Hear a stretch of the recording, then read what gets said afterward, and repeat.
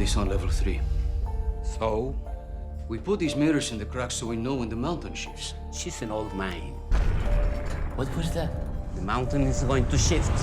Male-centric films are often directed by men, so I found it incredibly refreshing that you are in the director's chair on this one. Can you tell me a little bit about getting involved, and also maybe if you had any advice for female directors out there? Well, I got involved. I was sent the script. I found it just very, compelling as everyone else. I wanted to explore why this event was so special and unlike all the other catastrophes of the world. And of course, it was very appealing to me, the fact of working in a mine with drills, with miners and rocks, and that it was being given to me. So I thought, let's do it. 31, 32, 33.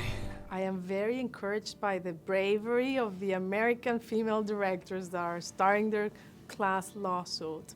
I admire them and I respect them and support them, and I think that even if it doesn't succeed, just the fact that they're stepping out and speaking out and everyone's calling attention to a very clear situation is gonna help a lot. So I think this is the time for all female directors to get their scripts out and start going, because they're gonna hire you right now. I already started getting the calls, huh?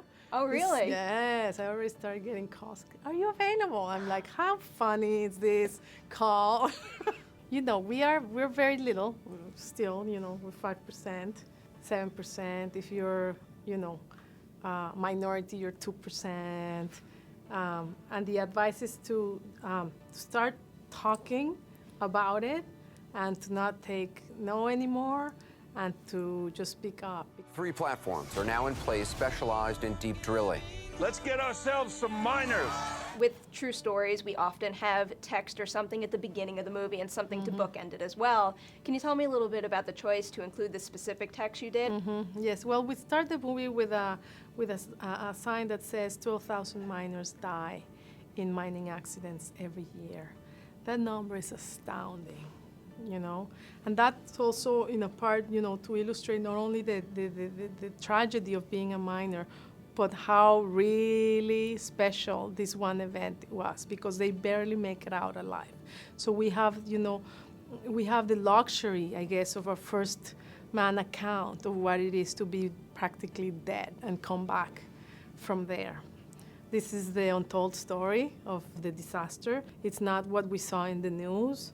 It's what the miners experience really down there, their deepest, harshest moments. And how about what we see at the end? Is that some extra footage that you shot yourself? Yes. At the end, there's a little surprise for the audience, something they don't expect and they love when they see it.